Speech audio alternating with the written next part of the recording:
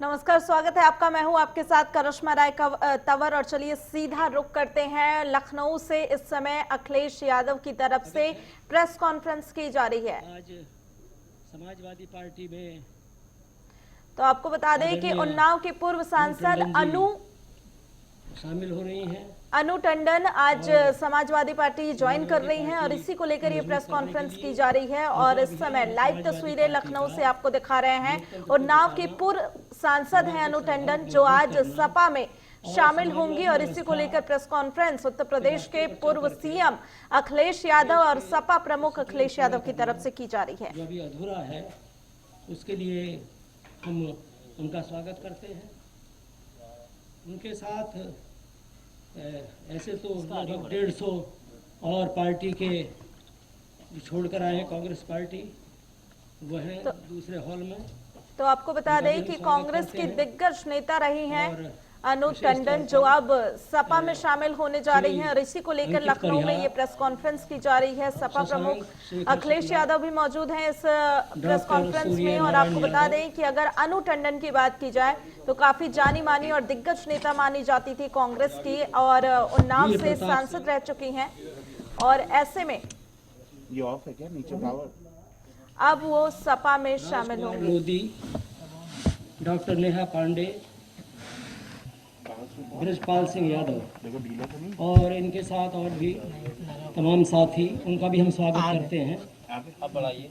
अब मैं नहीं अब बढ़ाइए।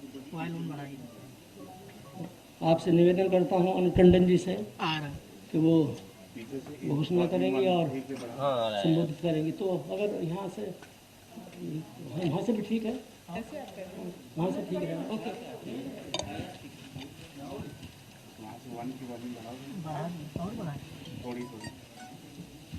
सभी पत्रकार भाइयों को मेरा स्वागत और बहुत बहुत धन्यवाद।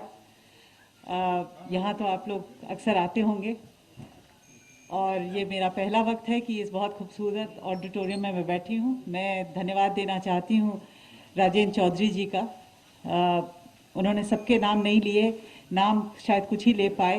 करीबन 150 उतने ही मुख्य लोग आज हमारे साथ कांग्रेस पार्टी को छोड़कर माननीय अखिलेश यादव जी के साथ जुड़े हैं। समाजवादी पार्टी का औपचारिक रूप से हम लोग मेंबरशिप ले रहे हैं। मैंने ले ली है और आपके साथ बैठी थी। माननीय अखिलेश यादव जी के बारे में मुझे कुछ बताने की जरूरत नहीं है, लेकिन ये बताना आवश्यक है कि मैं क्यों समाजवादी पार्टी में आई। बहुत सारी बातें हो रही हैं बाहर। सबसे ज्यादा जरूरी वजह मैं आपको ये बताना चाहती हूं, वो है अखिलेश यादव जी खुद।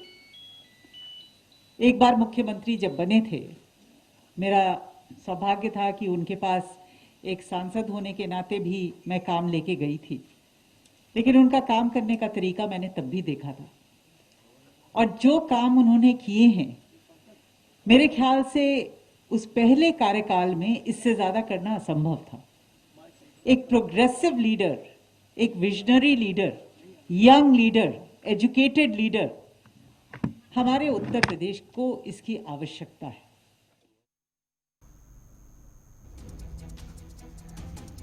तो अनु टंडन को सुन रहे थे आप, जो आज सपा में शामिल हो गई और इस दौरान वो अखिलेश यादव की तारीफ करती हुई बोलती नजर आई कि इस देश को युवा। और चलिए इसी के साथ अगली बड़ी खबर का रुख करते हैं। आपको बता दें कि JK 24/7 न्यूज की खबर का बड़ा असर देखने को मिला। PWD एक्शन की महिला कर्मी से छेड़छाड़ मामले में अब आपको बता दें कि कार्रवाई की गई है।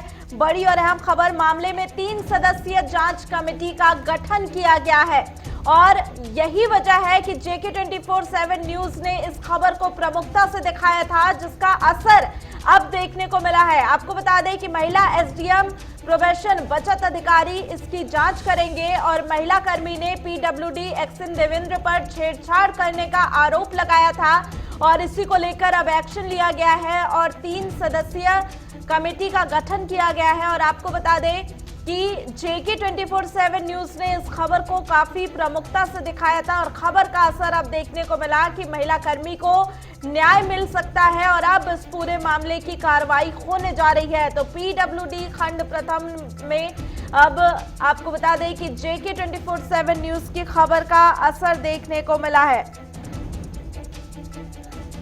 लखीमपुर से बड़ी अपडेट आपको बता रहे हैं, जहां पर JK 24/7 न्यूज की खबर का असर देखने को मिला और PWD एक्शन का महिला कर्मी से छेड़छाड़ का जो मामला था, इस मामले में 3 सदस्यीय टीम गठित की गई है और महिला SDM प्रोबेशन बचत अधिकारी अब इस पूरे मामले की जांच करेंगे।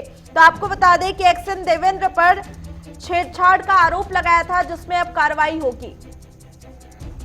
और इसी खबर पर ज्यादा जानकारी के साथ हमारे संवाददाता कमल मिश्रा इस समय फोन लाइन पर जुड़े हुए हैं। कमल, जिस तरीके से पूरा मामला था, इसे हमारे चैनल ने भी कितनी प्रमुखता से दिखाया था और अब आखिरकार खबर का असर भी देखने को मिल रहा है।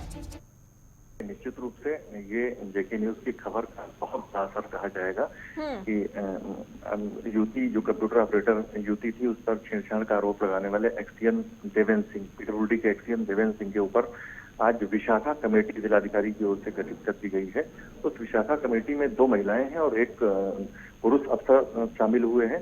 पूजा यादव जिला प्रोबेशन अधिकारी समेत 3 लोगों की कमेटी बनाई गई है। जिलाधिकारी से हमारी बात हुई है, उनका साफ तौर पर कहना है कि इस कमेटी को 1 सप्ताह में उन्हें रिपोर्ट सौंपनी है। उस रिपोर्ट के आधार पे आगे की कार्रवाई आरोपी इंजीनियर के खिलाफ की जाएगी।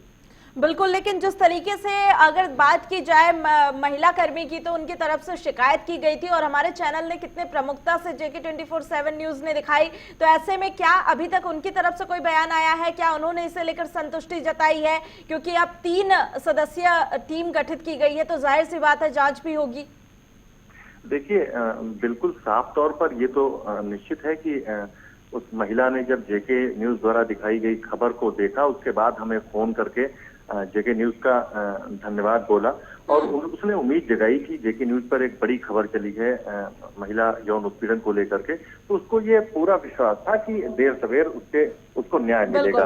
तो अब लगभग वही स्थिति हमारे सामने है कि जिलाधिकारी की ओर से एक विशाखा कमेटी का गठन हो गया है, जांच शुरू हो गई है। 1 सप्ताह के भीतर जो मेंबर्स हैं, 3 मेंबर्स हैं, सदस्य हैं, उनको जिलाधिकारी को जांच सौंपनी है। ठीक है कमल, बहुत बहुत धन्यवाद तमाम जानकारी के लिए। तो इसी के साथ आपको बता दें कि अब खबर का असर देखने को मिला है लखीमपुर खीरी में, जहां पर एक महिला कर्मी से छेड़छाड़ का मामला सामने आया था, जिसमें 3 सदस्यीय टीम अब गठित की गई है।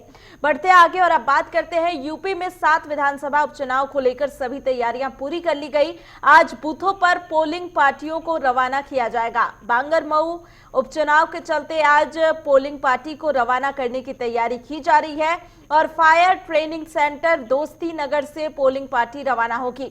507 बूथ को 54 सेक्टर और 7 जोन में बांटा गया है और 67 क्रिटिकल बूथ पर भारी मात्रा में फोर्स तैनात किया जाएगा। साथ ही पोलिंग पार्टी रवानगी व्यवस्था को ADM ने जाकर उसका जायजा लिया।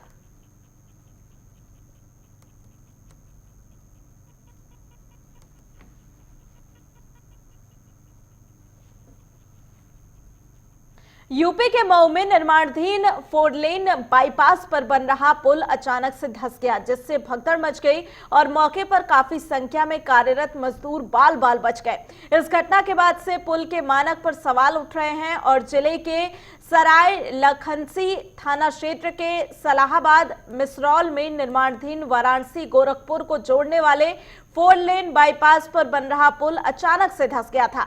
आपको बता दें कि पक्के ब्रिज के दीवार में दरार आ गई और तेज आवाज होने पर आसपास के ग्रामीण मौके पर पहुंच गए। हालांकि इस हादसे में किसी के हताहत होने की कोई खबर नहीं है। जिस वक्त हादसा हुआ उस वक्त वहां पर कुछ मजदूर काम कर रहे थे, लेकिन हादसे में कोई भी घायल नहीं हुआ, गनीमत रही। और साथ ही आपको बता दें कि अधिकारी कुछ भी बोलने से अब इनकार कर रहे हैं। निर्माणाधीन अंडर ब्रिज धंसने से 4 लेन निर्माण के मानकों पर भी अब सवाल उठ रहे हैं और यही वजह है कि अब अधिकारी कुछ भी बोलने से बचते हुए दिखाई दे रहे हैं।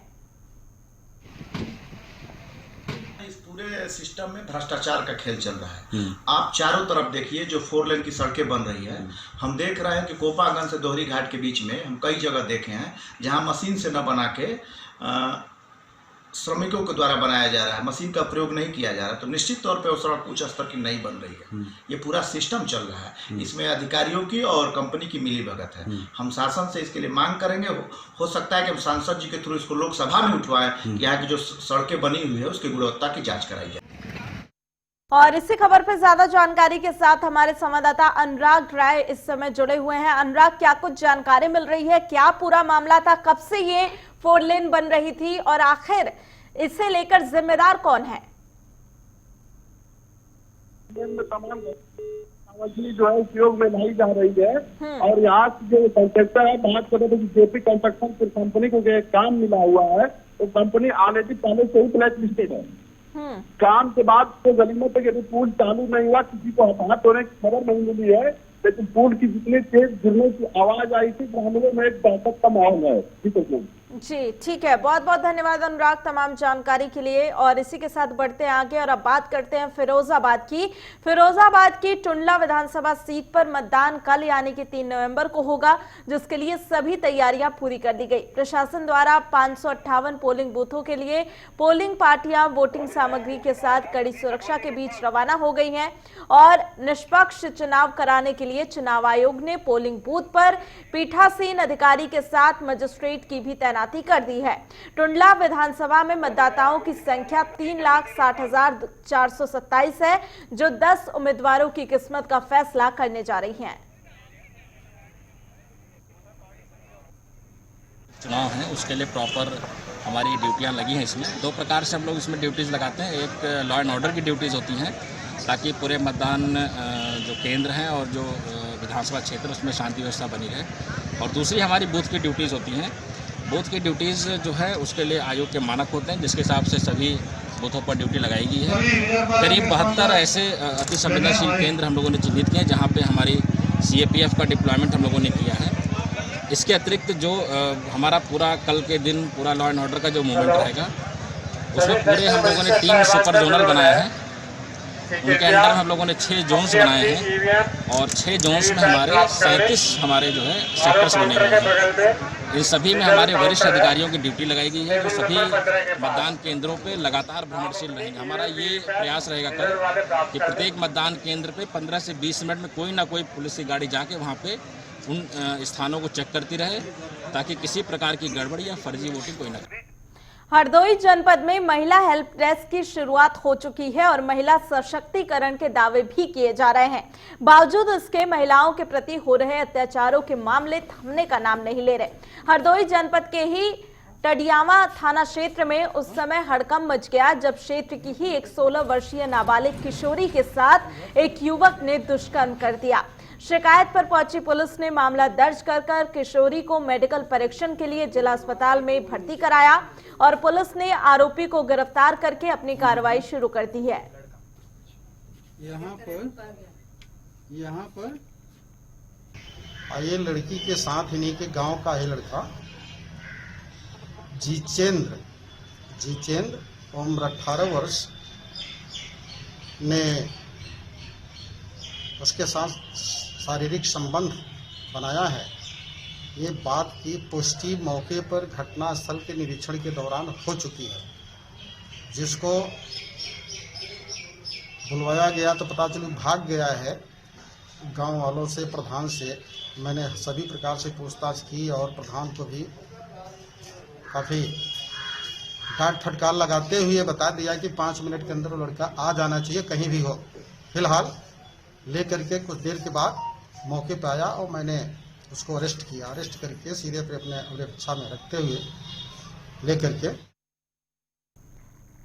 फिरोजाबाद के घड़ीदया गांव में एक महिला एसिड अटैक का शिकार हुई है और तेजाब से झुलसी महिला को इलाज के लिए अस्पताल में भर्ती करवाया गया। पीड़ित महिला के मुताबिक वह खेत में पानी लगा रही थी कि इस दौरान 4 लोगों ने उसके साथ छेड़छाड़ शुरू कर दी, जिसका विरोध करने पर आरोपियों ने उस पर तेजाब फेंक दिया और मौके से फरार हो गए। महिला की सास की तहरीर पर पुलिस ने मामला दर्ज कर 2 लोगों को गिरफ्तार किया है।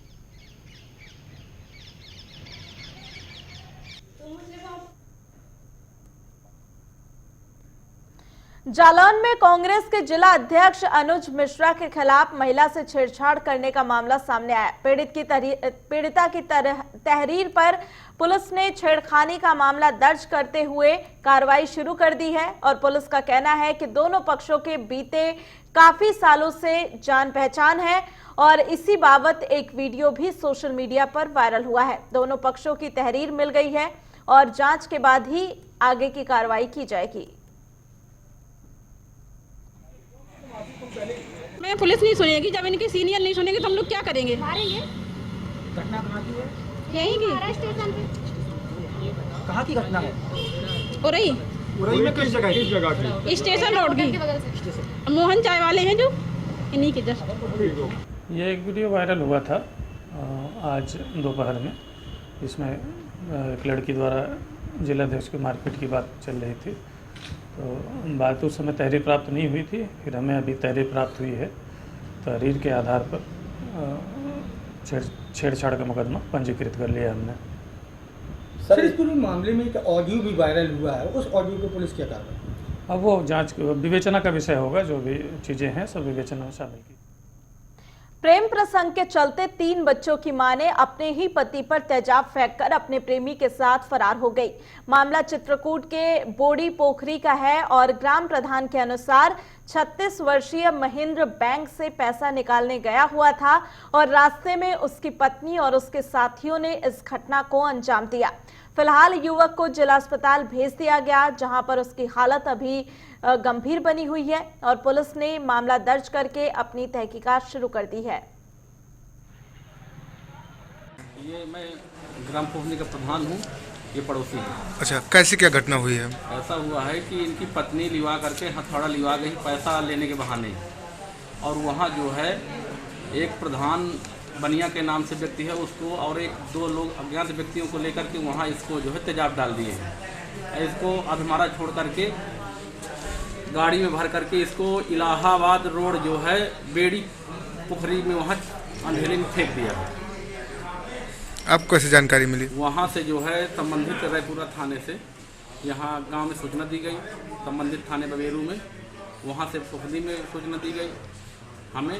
हम लोगों ने इनको घर में बताया कि ऐसे ऐसे मामला है, तो ये लोग वहाँ गाड़ी लेकर के जहाँ गए, वहाँ से एक जो है छोटी सी अस्पताल में भर्ती कराए थे, वहाँ से जिला अस्पताल रेफर किया गया, इसलिए हम ला गए। इनकी पत्नी का कहाँ है? ये उसकी पत्नी फरार चल रही है। किनके साथ? पता नहीं है, उससे बात की जा रही है तो कह रही है कि मैं कहीं हूँ, ये है उल्टा सीधा बोल रही है। बच्चे हैं इनके? 3 बच्चे हैं और 1 बच्ची। शादी इनकी लगभग कब हुई थी? इनकी हो गई लगभग 10 साल। घर से अपने प्रेमी के साथ भागी एटा के ग्राम नगला राई निवासी 12वीं की छात्रा की संदिग्ध परिस्थितियों में मौत का मामला सामने आया। छात्रा के परिजनों ने प्रेमी पर हत्या का आरोप लगाया और मृतक छात्रा की बहन का आरोप है कि अलीगंज निवासी सुनील उसे 6 मार्च 2020 को बहला फुसलाकर भगाकर ले गया था। मृतक छात्रा के परिजनों की शिकायत पर पुलिस ने शव को कब्जे में लेकर आरोपी और उसके पिता को गिरफ्तार कर लिया है।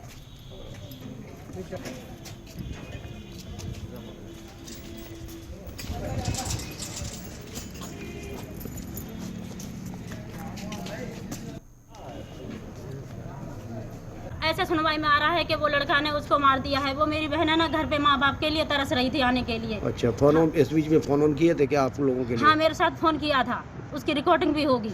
अच्छा, तो ये कह रही होंगी कि बुला लो। हाँ, करते हैं। अभी तो नहीं करवाया उसने फोन, पहले पलवल में थी जब फोन किया था उसने। जी, मेरी बहन को ये लड़का ले गया था, सुनील उर्फ राजा। कहाँ का रहने वाला था? ये नगला पड़ा वालीगंज का। जी, हाँ। फिर क्या हुआ? तो सर मैंने कंप्लेंट करी, इससे मिलने के लिए कई बार बोला, तो जो भी है समस्या एक बार वो कर ले आमना सामना, चाहे वो तेरे बयान दे कुछ भी। इनने सर जहर दे के या कुछ दे के इन्हें मार डाला कल। गोरखपुर के सूर्य विहार कॉलोनी में महिला गैंगस्टर गीता तिवारी के घर जन्मदिन की पार्टी में फायरिंग की गई थी, जिसमें 2 लोग घायल हो गए। घायलों की पहचान नीतीश सिंह और आमिर नाम के रूप में की गई है, जिन्हें इलाज के लिए मेडिकल कॉलेज अस्पताल ले जाया गया और नीतीश की गंभीर हालत को देखते हुए डॉक्टरों ने उसे लखनऊ रेफर कर दिया। घटना की जानकारी मिलते ही पुलिस ने मौके पर दबिश देकर महिला गैंगस्टर समेत 2 आरोपियों को गिरफ्तार कर लिया है और अन्य अपराधियों की तलाश शुरू कर दी है।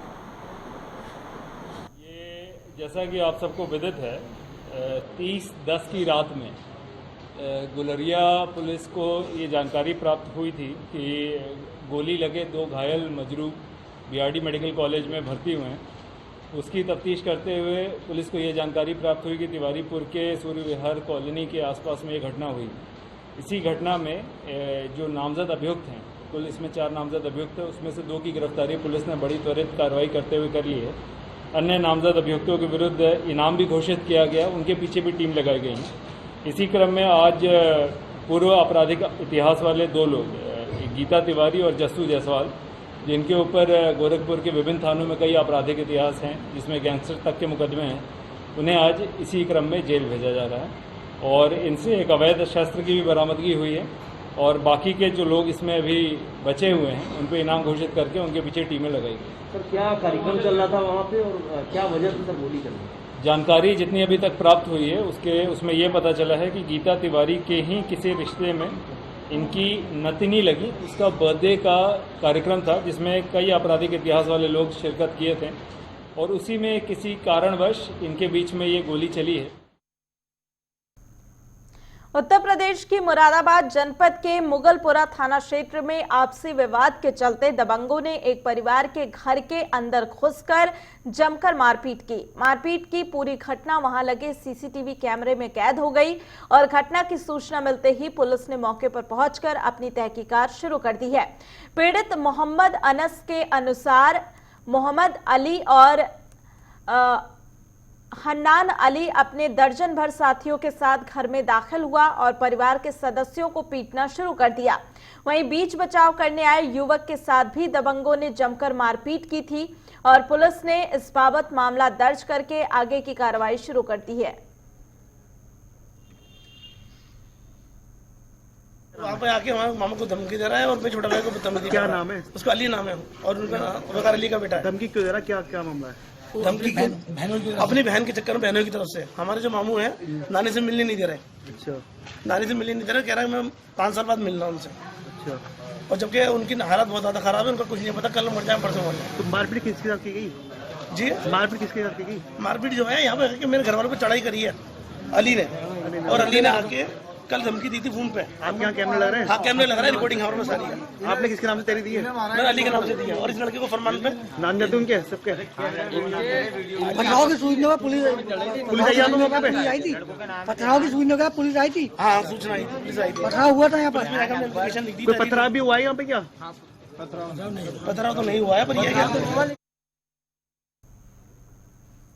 शाहजहांपुर के पुवाना थाना क्षेत्र के नकली डीएपी खाद की बिक्री की सूचना के आधार पर जिला कृषि विभाग और पुलिस ने गुटैया स्थित एक दुकान पर छापेमारी कार्रवाई की और छापेमारी के दौरान नकली डीएपी खाद की बोरियां बरामद की गई और दुकान के साथ साथ एक गोदाम को भी सील कर दिया गया। जिला प्रशासन द्वारा की गई इस कार्रवाई में क्षेत्र में हड़कंप मच गया और बताया जा रहा है कि नकली डीएपी इफ्को के नाम से तैयार की जा रही थी। वहीं नकली खाद मिलने की सूचना पर किसान यूनियन ने भी मौके पर जमकर हंगामा किया और जिला प्रशासन पर आरोपियों के साथ मिलीभगत का आरोप लगाया। पुलिस ने एक व्यक्ति को गिरफ्तार करते हुए अगली कार्रवाई शुरू कर दी है।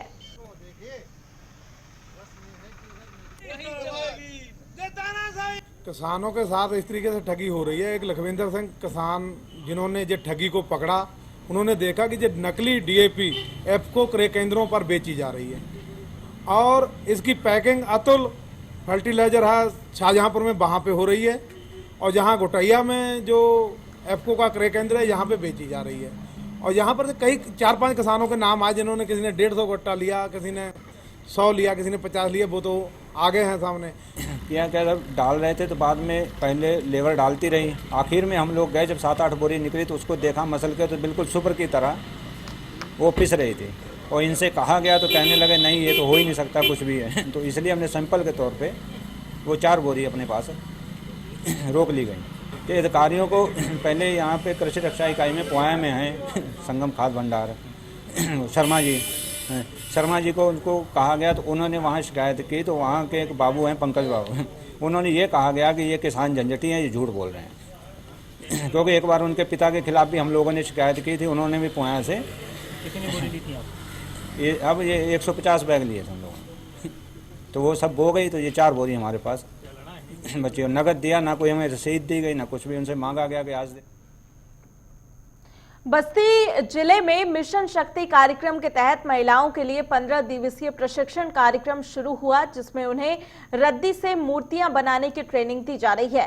स्वयं सहायता समूह की महिलाओं को प्रशिक्षित कर कला एवं शिल्प शिक्षक आलोक शुक्ल ने बताया कि मिशन शक्ति कार्यक्रम के तहत वॉल्टरगंज की यात्री धर्मशाला में 15 दिवसीय प्रशिक्षण का कार्यक्रम चलाया जा रहा है। इससे स्वयं सहायता समूह की महिलाओं को आर्थिक लाभ भी होगा। स्वयं सहायता समूह की महिलाओं को विगत 3 दिनों से रद्दी अखबार से मूर्ति बनाने का प्रशिक्षण दिया जा रहा है और ये प्रशिक्षण 15 दिनों तक चलेगा, गैर आवासीय है। 10 नवंबर को ये प्रशिक्षण समाप्त होगा और उसके पश्चात ऐसा सूचित किया गया है कि गांधी कला भवन में यानी कि मेन मार्केट में इन रद्दी अखबार से बनी हुई हस्त निर्मित मूर्तियों का स्टॉल भी लगाया जाएगा और इन मूर्तियों को बिकने से जो लाभ होगा वो संबंधित स्वयं सहायता समूह की महिलाओं के खाते में भेज दिया जाएगा। यह प्रशिक्षण इस समय बस्ती सदर ब्लॉक के अंतर्गत वाल्टरगंज में चल रहा है और ये स्थान है यात्री निवास